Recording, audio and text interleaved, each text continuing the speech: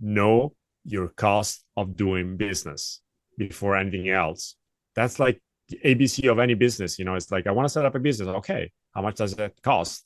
Setting up a company, how much does that cost? Accounting, how much is it? And then you basically work your way and realize, okay, what's your break-even point? And then from there, then you have a ground to stand on and do the other calculation. And then you can use your brand and how you want to be perceived as, in order to determine other things like pricing. But you need to know your cost. You need to treat, more generally, I would say, you need to treat your photography business as a business.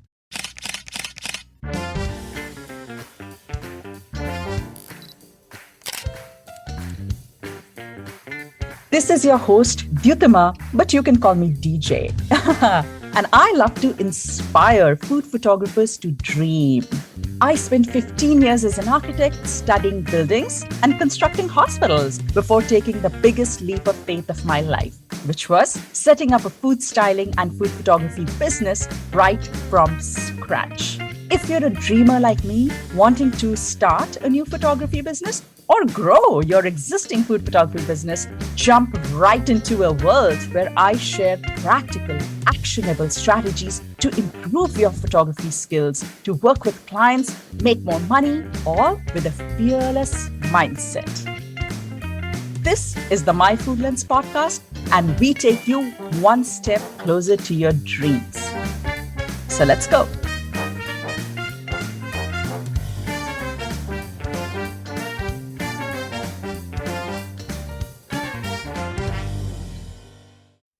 Today, we continue our conversation with Francesco. Francesco is a commercial food photographer who's based in New York, who worked very hard, to set himself up as a business in a competitive market like New York. He has gone ahead to work with brands like Whole Foods, Rizzoli Publications. He's also been a photographer for the Smithsonian Books and the New York Times. He's got a lot of feathers in his cap, and God knows he's worked hard for it. And today, we're going to continue our conversation about what it takes to really set up a successful food photography business, all the hard realities, all the harsh truths, all the curveballs, all the failures, all the rejections, and all the tough times that we must go through to be able to see a profitable, successful, and joyful business at the end of it. So Francesco is going to continue telling us how he did it and what photographers can do to be able to make a name for themselves and to build a robust and solid foundation for their food photography business. Here we go. So I want to dive into another big thing that you mentioned, and that is pricing. That one was another challenge that rose up to the top, and you said, oh, I didn't know how to price. And when I priced, I was trying to find that fine balance. So can you talk about, we all go through this challenge and we all find a way to kind of come up with a number that works for us, that works for the market that we are in. But can you leave our audience with maybe some tips on what kind of an approach they can adopt if they want to come up with a competitive price for their services? I think thinking about pricing as taken more time over the years than even learning photography and learning all the classes and tutorials and practice. I think way more. And of course, being that a challenge, it creates a situation where if you manage to handle that, if you manage to find the key to open the door, then it's easier to become more successful. So it's also a key to success to some extent. But yes, I put in a lot of thinking and a lot of work. I would approach this way. First, I think you want to know what you want to shoot and who your clients want to be. You want them to, and which clients you want to work with. Because already there might be some constraints that you need to be aware of. An example, say that you want to work with super small mom and pop restaurants in a small city. Maybe let's forget New York for now. You cannot expect to be paid as much as you're paid when you're doing a campaign for McDonald's or another big company. That's not the way it is. So if you want to work with them only, you need to find a way to and realize and accept that, okay, pay will never be huge. So you need to figure out, okay, what do I do then? Okay. So I think the first thing is, okay, what kind of brand am I? How do I want to be perceived? Do I want to be perceived as the expensive photographer? Do I want to be perceived as the photographer who's really affordable? Do I want to be perceived as a luxury brand? Do I want to be perceived as a very personal photographer? All those things you need to decide up front, I think. Then from that, then you need to figure out, okay, which companies, which clients do I want? And then take it from there. And the reason I'm saying is this because, as I said, there might be constraints that are not due to your ability, to your skills. It's just that the market is what it is. Once you're there and you have decided who you want to work with, I think there are still quite a few levers that you can pull to navigate this. And I know I listened to the episode with Johnny Simons, who's just amazing. Yeah. And actually, before this, I re-listened to that because it was like last year, and since pricing is such a big thing for me, and I was like, okay, re-listen to that, and she says amazing. Francesca, I just have to say something. You know, I've never had a guest on this podcast who has not mentioned Jodie Simon. It's incredible. She's so amazing. Yeah, she's incredible. Yeah. So what I decided to do is to look at other businesses and see, okay, is there anything I can take from other businesses in terms of pricing so that I can get ideas and become creative, and maybe I can find ways so that I help myself and I help somebody else. So maybe I can lower something in my offering, in my service, without being, the quality of the images or the fact that I'm a professional, and meet the client who doesn't have a huge budget, and without compromising my brand. What do I mean with that? So let's go through the steps. Say that you are a photographer and you want to get gigs. Okay. The first thing you need to do, of course, you need to be reachable, right? You need a website, you need social, etc. Okay. That part, let's say that everybody has it. Okay. What happens the second that somebody tries to get in touch with you? Basically, that's the very first contact. And that's where you can start to make an impact on that person that is trying to work with you. Now, there are some parts that are pretty standard, I would say, when it comes to attaching them to a price. Or there are some variables that are very common that we use in order to price. One is output, how many images. One is time, how long is it going to take me? One could be retouching or advanced retouching, basic retouching, or no retouching at all. One could be usage rights, right? These are pretty common things that we use to put a price tag on top of something, especially usage rights. They can change drastically the amount that you need to pay for a project. But I started to think about other things that maybe are not as used in the photography business. For example, say that you know that your month of January is low, historically speaking. Okay, say that for the people, it's, September, or it's November, Black Friday. You want to make some Black Friday, allow for some Black Friday discounts. And you know that you want to fill January because you know that you're not going to have a lot of gigs in January. How about you contact your clients and say, hey, I'm having an offer. I'm reducing the price for the month of January.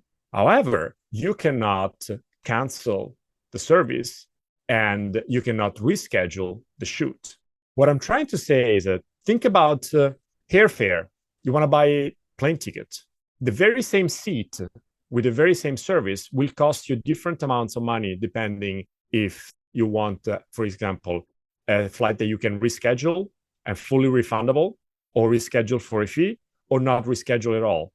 So the very same product, that the analogy would be an image, that doesn't change. The quality is the same. The seat on the plane is the same. But how come that seat costs me less if I decide that I cannot cancel it?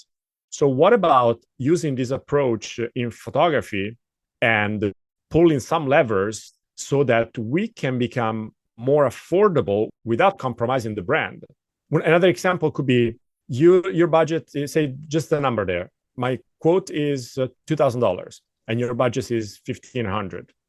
Okay, fine. How about I do not do the shot list. I don't do any pre-production for this shoot. that's on you. And then I can do it for 1,500. But normally, if I have to do also, art direction and brainstorming and 5 calls before the project, then of course it's a standard shoot. I don't see why I should lower my price, because I've decided that's the price level that I want to be in. But if I do that, I'm not just lowering my prices, I'm changing the service that I'm offering. And sometimes people don't realize that there's so much that goes into the service that we provide, that there are many things that we can change and basically help ourselves without decreasing our value and without feeling bad because we lowered the price. Yeah. So I'm not saying dump the price. I'm just saying tweak some stuff so that you can put a different price tag and maybe you work less. Mm-hmm. This would be a great practice to get ongoing work, or to, make sure that you're consistently getting income every month. But I think my question would be, let's say somebody is just starting out, or somebody is in a competitive market like yourself, New York. How do they even know that they're going to charge $1,200 or $1,500? I mean, how do they even know that this is a number? Like, where does that ballpark figure come in? I guess that would be a starting point, because that's the point where they're stuck. They're like, I don't even know whether it should be 800 or 1,000 or 1,200. So what would be your tip for finding that ballpark figure to begin with? If we use that approach, I think it's relatively straightforward. Basically, you take all your expenses, you take all the money that you're going to need to run your life and your business. So basically, you find your break-even point. Say that I need 100,000, in a year, because I have school for my kids, I eat out this many days a week, I have all the expenses, including your own salary. So I break even at $100,000 a year. Just an example. Okay. How many days do you want to work per year? How many days you can work per year? I don't know, say 300. Now you divide 100,000 by 300 and you get a ballpark figure for basically how much you need to charge per day in order to get there. Oh, wow. And now you haven't saved any money yet. You're just breaking even. You're not going to be able probably to do your luxurious vacation somewhere. But that's where you start. Because if your cost of doing business, that's a proper name, if your cost of doing business is 100,000, that means you need to figure out what that means in practice for one shoot. So what's that? 100,000 divided by 300, that's 3,000? No. I'm an engineer. I'm an engineer, not. So I'm not. You do the math. But yeah, we get it. What? I mean, I think that's a very robust way to come up with a number versus just saying, oh, this person charges 1,000 and this person charges 1,200. So I'm just going to be somewhere in the middle and go for, 1,100. But the point is, like you said, everyone has a different goal and everyone is working off what they want to make out of their business. So if you base it off someone else's number, you're going to be making what they want to make when you might be very capable of making way more. I love that. Yeah. So if we want to use that example, say 90,000 in a year, so it's easier. 300 days, so it's 300 per day. You like that? 300 per day. Yeah. And now you need to think, okay, will I be able to work every 300 days? That's a lot. 300 days out of 350. Sick days, vacation stuff, and then also, if you're starting, you can just be shooting. You need to work in order to get the gigs, so you probably need to lower that number and assume that. I don't think it's going to be 300 days in the beginning. Maybe I should be more conservative and start with 100 days if I'm just starting out. So suddenly, it's not 300, it's 900. You need to make 900 per day if you're working only 100 days. But then you can start playing with those things.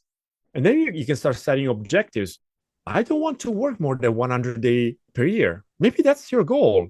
Perfect. Now I know I need minimum 900 per day. And actually, I want to go on vacation. I want to buy a nice car. I want to buy a nice house. Fantastic. And now you see that the number will go up. But will go up when you start to pull these levers and basically realize, oh, okay, so we're not talking 100 per day. And we're not even talking 5,000 per day. Yeah. But you get a framework. And then it becomes easier to think about these things. That would be my first approach if you're just starting out. Yeah. And also, you need to take into account the cost of living. That's why I talk about, cost of doing business, which is very different in New York compared to a smaller place in the US or somewhere else. So you might be blinded by the numbers that you hear, like, oh my God, I know that photographer in New York, he charges 5,000 for a day. And then you look and they have a studio, they have insurance, and they have very high cost of living and cost of doing business, that 5,000 could be actually less than your 2,000 because you are in a smaller place. Yeah. But I think if we don't paint the picture the right way and don't create a framework that allows you to navigate, it becomes so wild and it becomes impossible to even get to a sensible result. And I cannot give you the actual number, but I can give you the tools to kind of navigate that scenario. And that would be my very first starting point. So figure out what it costs you to be alive and have a standard of living that you're happy with. Yeah. And I love that approach, because I think that really allows you to set the tone for your own self.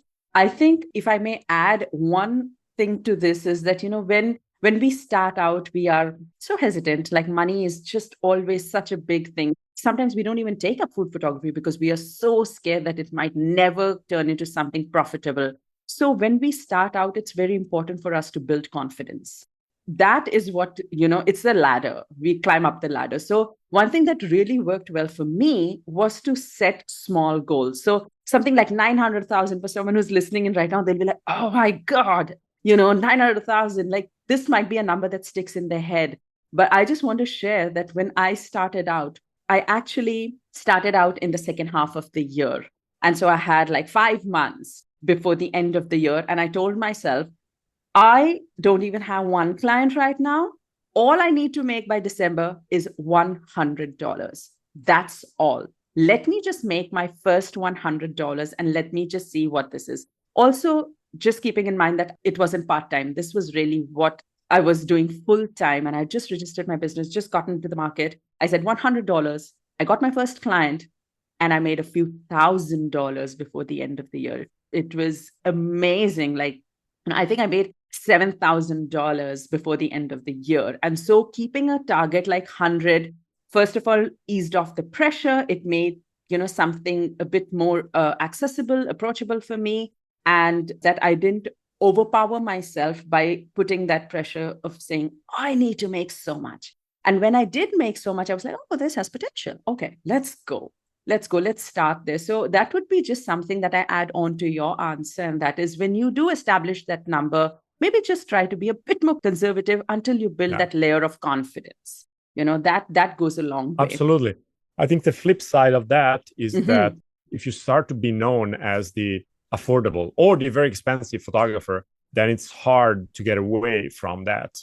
Oh, absolutely. And that's the flip side of that. And I was lucky enough to be able to just keep getting some income from the engineering. So I didn't have to take, the family portraits that I didn't want to take, or very boring product photography that I didn't want to take. So I was fortunate enough. If you need that money, of course, you need to figure out a way. And I think that would be the next very tricky part, because once you've given a price to a client, good luck changing that.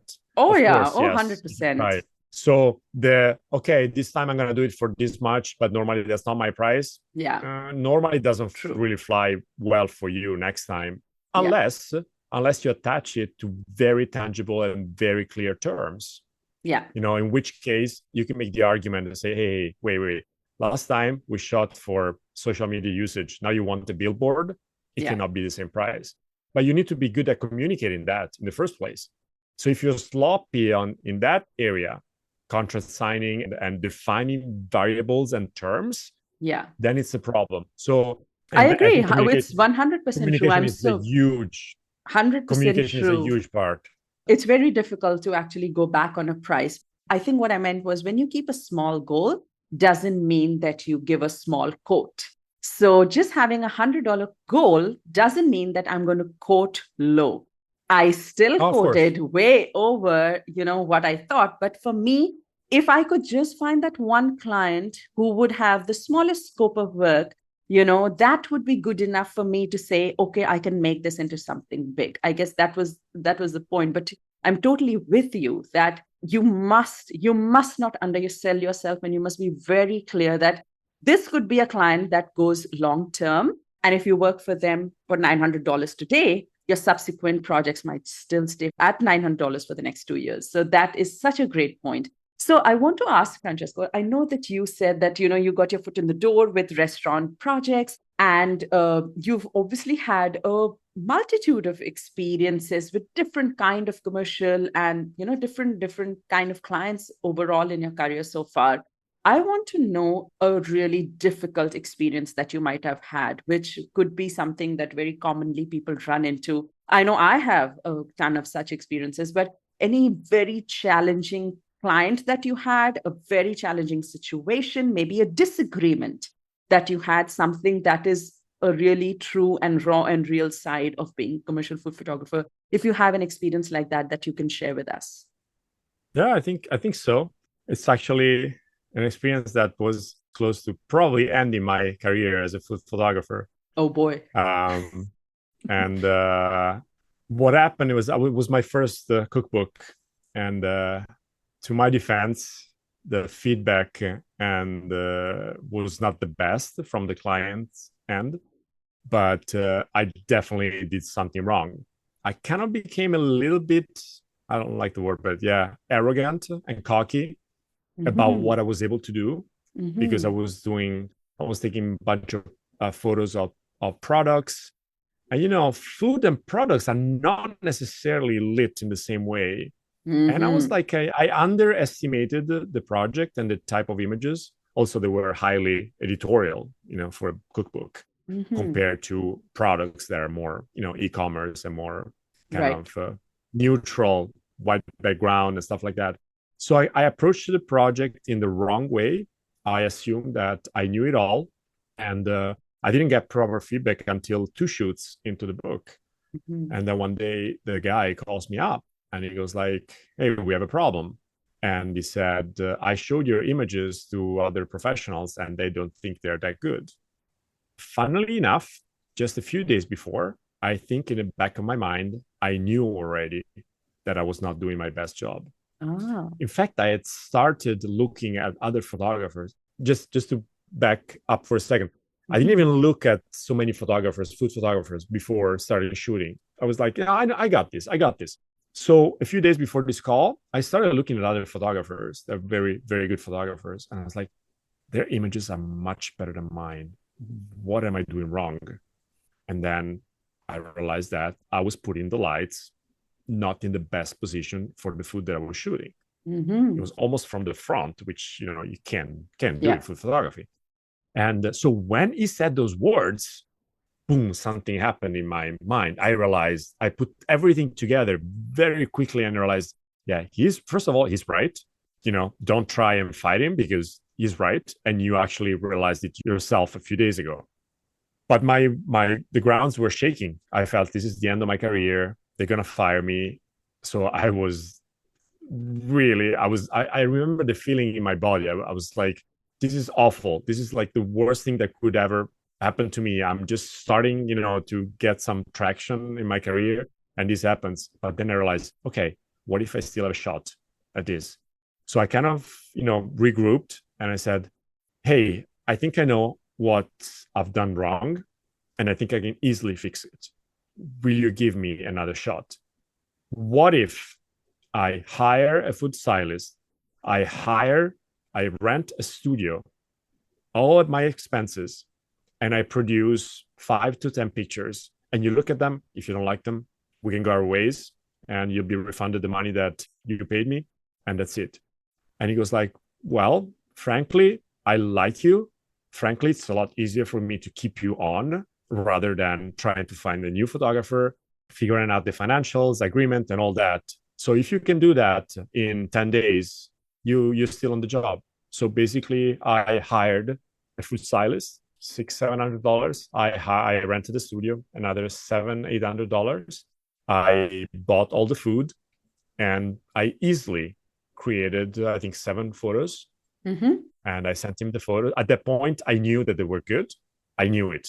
I knew exactly what I was doing wrong. And I was so mad at myself for allowing myself to lower my guard and think that I knew it all. And so there was the arrogance on one end, but there was also the humility to actually say, hey, he's right, so let's try and fix this. We can still fix it. And so I fixed it, and then we shot 4 more books together. Wow. And the book was a success. And so yeah, that was very close. And it what a story. What a moment. Yeah. But that was quite a moment. And that could have, the sliding doors, sometimes it just one little detail. Really, I applaud you for being able to understand that, a lot of us can get very defensive about it and be very proud of our work and have this sense of like maybe overconfidence, but for you to be able to say, okay, yeah, that's right. Okay, I see it. And then a lot of us can also feel rejected and feel like, okay, they would never want to work with me. So let me just back off before they fire me. Let me get out of the job. That could have been one thing. And then you would have, screwed your chances of working on 4 other books. The other one could have been just this altercation of, I'm so high and mighty that you don't understand technical photography. You're telling me I'm the expert here. So there can be many different ways that you could have gone, but you went this way. And this is this is a tough way. This is amazing. And it's really a reality because, in this situation, you knew that you were at a point where you could have made adjustments and the miss was probably from your side. It takes another level of courage to understand that. I have also been in situations where the miss was from the client's side and the photographer was blamed for it. So that is another truth of being a creative, because you can be in one of these shoes and you just have to take a call of what fits your personality and what relationship you want to carry forward with the client. So I love this story. And kudos to you for standing up, doing this, thinking on your feet and saying, what? So let me just fix it if I can. I love that attitude. Fantastic. I think it's a fine line. Just to finish this, I think it's a fine line. It's a sweet spot. Too much arrogance will not get you anywhere. Too much fear will not get anywhere either, because imposter syndrome and all that stuff. So it's an area to navigate, and it goes a little bit like this. It changes with time, and it definitely improves, I think, as your career advances.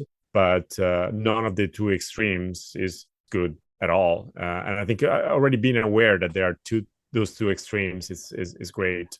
And so tell me, if I had to ask you like 3 truth bombs that you've learned about the food photography business, like 3 maybe things that were a complete like, wow, I was not expecting that. Oh, that's new. Or, oh, this is a surprise. Something that's really a harsh reality about being in the commercial food photography industry. It's something that was tough and maybe something that you didn't anticipate. Maybe you can tell us 2 or 3 such bombs that dropped your way, that people can expect, or you wish you knew before you started out.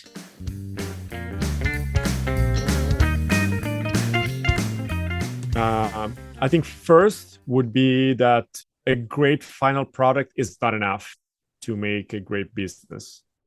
There are so many fantastic photographers. There are not so many who can actually perform under stress and deliver an exceptional service. Images being equally great. So I think that's number one. We talked about this earlier. The rest of the business is, I would say, even more important than the actual ability to take images. And that's number one. I'm not sure that I have more than that, frankly. I was thinking about this yesterday while I was looking at the questions, and I had a hard time thinking about something apart from the fact that if you haven't been in the photography business, you'd think that images, all you need to do is being great at taking images, and instead that's not true. That would be my truth bomb. That the second would be probably that you need to niche down early on. Especially if the market is saturated, which I guess any city in the world has a ton of photographers. I think you need to Yeah. niche down very quickly, and so that people can put a label on you. I know it's awful in a way, but put you in a box and think, okay, Francesco is the food photography guy. But they would put you in a And box then because you would be the expert. exactly, and That's the then you label. can cultivate. Then you can cultivate the other things that you want to shoot on the side, and you can create different brands. You can still shoot weddings and food possibly, but then you would have to be in totally different brands that are not connected to the same person. So theoretically, it is possible, Yeah. but not under the same umbrella. So that would be the second thing that I wish I had known early on. Yeah. Because your instincts tells you, oh, if I'm only showing food, I will miss on all the other gigs that are out there, portraiture and weddings and products. And unfortunately, that's not true. So maybe that's the second one. Yeah. Actually, yeah, that would be my second one. I don't know if I have a third one. I have a third one, if I may. I mean, that has been a big one for me. And that is actually touching on mindset. And for me, it has been that, just making money, just creating beautiful photos, just working with big brands will not keep you in the industry or will not keep you in your business. Your passion will fade away. Passion fades away. Your love dies. You start because you love it, but you don't always continue for the rest of your life because you love it. So you have to find a bigger reason to stay in it, because there are going to be 10,000 reasons why you will want to quit. So for me, that has been the biggest truth about this, is that why am I staying in it? What is keeping me in it? What is my bigger reason of being here and making myself go through this when I could be in the corporate world or in a salaried job making as much money as I like every single month? So I think those are these three truth bombs. I think they are so well rounded, because one of them is about, photography, technical photography, niching down. The second one is knowing that your talent and skill is not what is going to take you all the way through. There's so many other components that you need to get comfortable with. And the third one is that you have to know exactly why you're in it and find reasons to stay, to fight the reasons that want you to quit. So I love that. With that, Francesco, can you tell me, how have you been able to scale your business? Now, growing a business is different from scaling a business. So growing a business means maybe you have diversified, you've added more avenues of revenue. Maybe, like you said, you're doing a bit of architecture, a bit of portraits or whatever. But scaling a business means you're doing the exact same amount of work, but you are making more money out of it. So scaling and growing has very different meanings. And would you say that you've been able to scale your business? And if yes, can you tell us what would be that way that even our audience can kind of apply to this? To some extent, yes. I think 2 years ago, I started looking at my business and especially with the family, you're always short in time. There's never enough time. And I'm trying to figure out the parts that could be either automatized or just streamlined and create processes that allow me to basically reduce the time that I need to spend on certain things, especially the boring ones. And I could see that there were a couple of things that became really, really easy to spot. And one was booking clients. When somebody wants to shoot with me, I send them a calendar and they do the booking. After we have agreed on everything, they book the dates themselves. And of course, you can create different calendars and, you can assign different priorities to these different clients. There was a relatively big one because, frankly, every time it's like, okay, when can you do it? Oh, and then, you see the email after a few hours, you send, okay, I have these dates available. And then they respond after 2 days, and then one of the days is gone. Or it was really hard to manage everything. And everything was the same thing. I was like, okay, there must be a better way. So I now have streamlined that part. The other part has been the initial communication. Basically, I have forms, intake form on the website. And it's questions that yeah, if you don't want to fill it out, you can call me, but I'm still gonna need you to answer these questions before we can move forward and I can give you a quote. I need to know if you need a studio. I need to know what you're shooting. I need to know what usage price you want. I need to know if we need a stylist. I need to know so many things. And I have created this form that helps me kind of categorize, and create buckets. And I know how much attention I should give to the response and how quickly I should respond. There's also a voice, an item that is budget. If they want to share, it's not a mandatory item, but some people share their budgets. And of course, that's a big indication on the type of project, and also can allow you, to decide how much you want to prioritize these requests. To say that you're super busy and you have other requests in those days. But those have had a big impact because then you feel also that, first of all, you're starting to make an impression because you're making their life easier from the get-go, because they get so many answers. They get to the point where you can give them a quote so much quicker. And it's making So your that's life really important. easier. It's making Make your my life definitely easier. And so that's definitely something. And also, I think if we go back to the pricing, I think I've figured out most of the things and how much I want to be paid and all those parts. So actually, I've felt comfortable for the first time, I think last year, to actually publish prices on my website. You can see my minimum charge, and you can see there are packages also there that you can see the price for. I wasn't comfortable doing that before because I didn't know where I wanted to be. And I was like, okay, this client might have a lot of money, so I should ask so much. And then this one might not have enough money, so I should ask much less. And also that thinking that basically doesn't allow you to have a solid ground to stand on. Also, that part, it was just the result of endless hours to think about this and, brainstorming with friends also in other businesses. But that has taken a lot of pressure off of me, because it would take hours for me to put together a quote before, because I wouldn't know. I don't know this brand. I don't know what kind of budgets they have.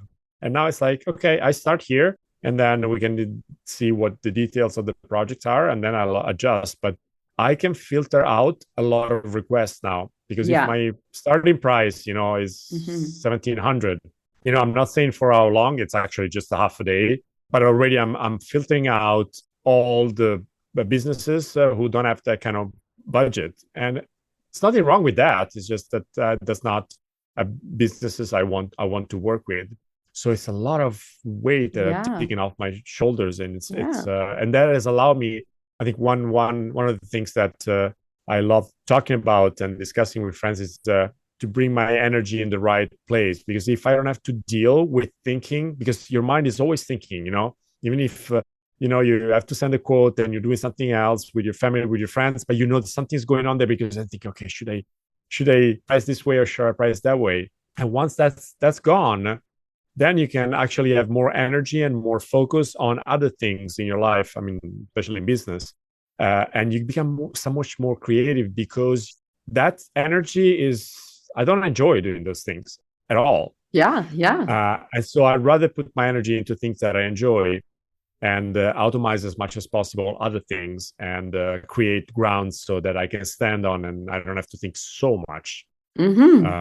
So those things have made a big impact in my energy and the way I approach the business. And I think they're such great examples of scaling, because what you have just described to me, like that's what I heard, was how to work less and make more money, because you're literally taking off all the admin off your plate, automating it, putting systems in place. So that's taken away your manual work. You've taken down your time investment in it. And the other one is filtering clients out, like having discovery calls, or even entertaining clients who are, just kind of window shopping, if you might call it window shopping, they're just doing their market research or whatever. Like, I just feel this is such a great way to kind of automate, filter, come out of things that are actually huge time suckers. They will suck out so much time. Some people have the liberty to hire people and, have someone else manage all of this while they focus on the most profitable parts of the business. But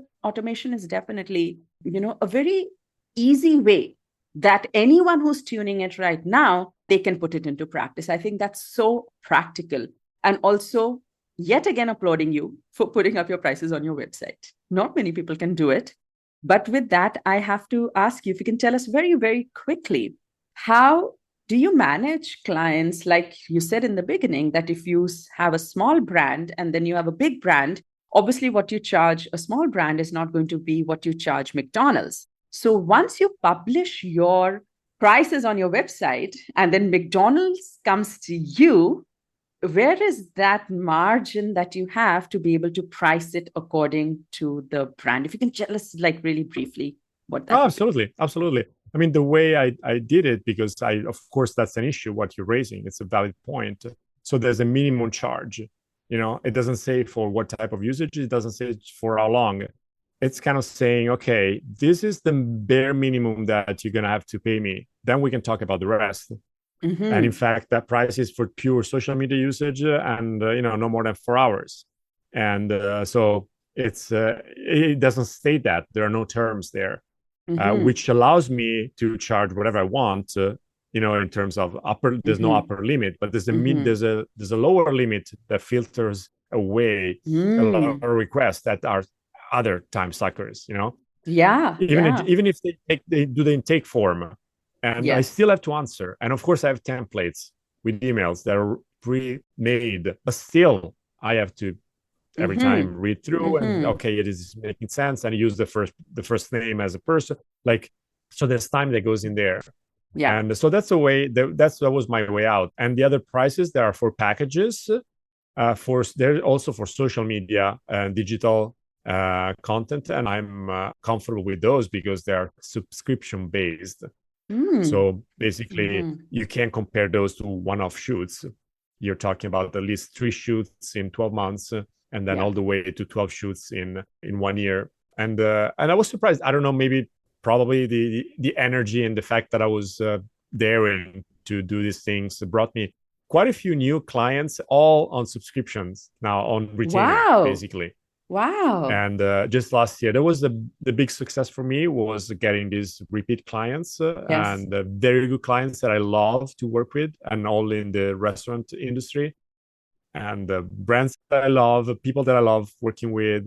And that's another big thing that I believe you should first find the people you want to work with, and then find what to do with them, like what kind of work to do with them.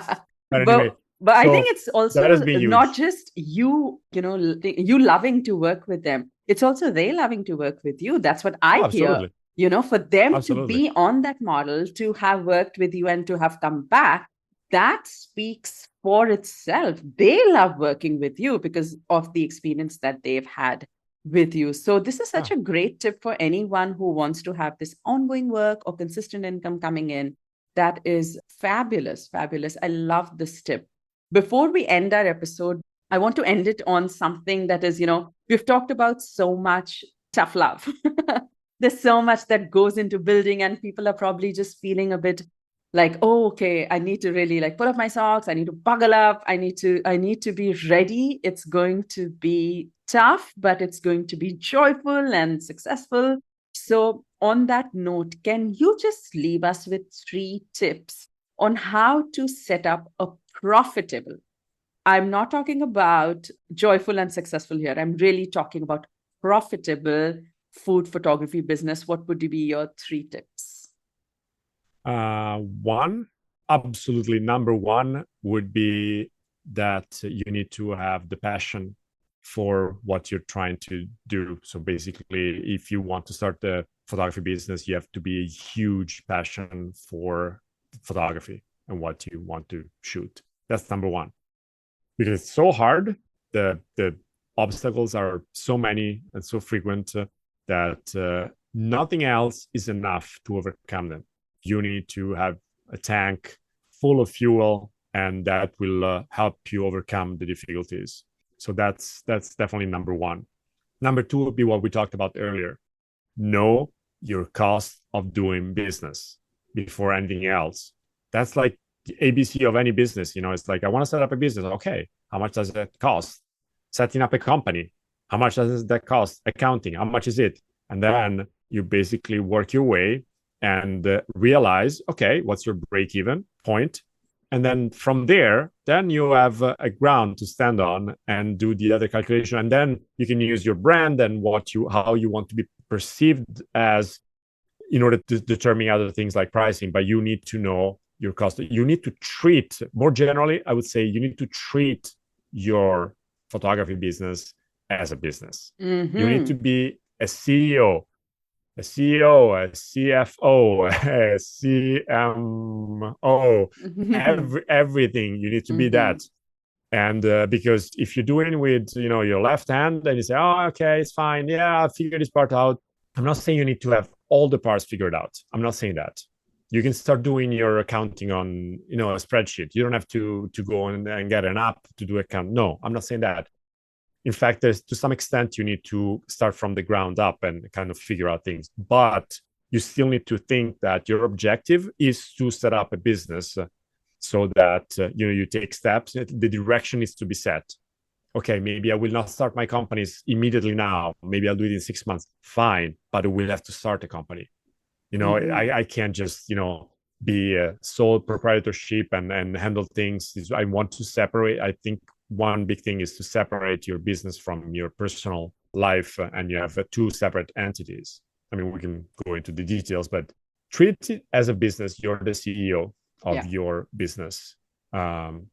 And cost of living and passion. Yes, that would be the three things that I would tell somebody who is considering doing this.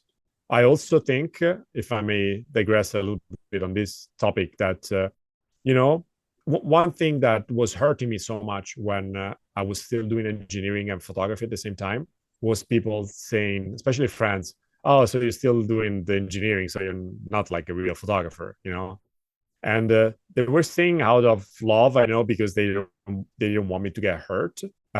But I think that if you can disconnect your ego and have the patience to actually allow your business to grow, and first, it doesn't have to happen overnight. You can still have another job on the side.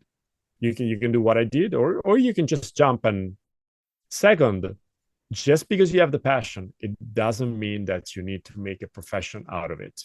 It doesn't mean that you're not any less of a photographer or a creator or an artist because your primary income does not come from that. And for many people, I think that's not the right path.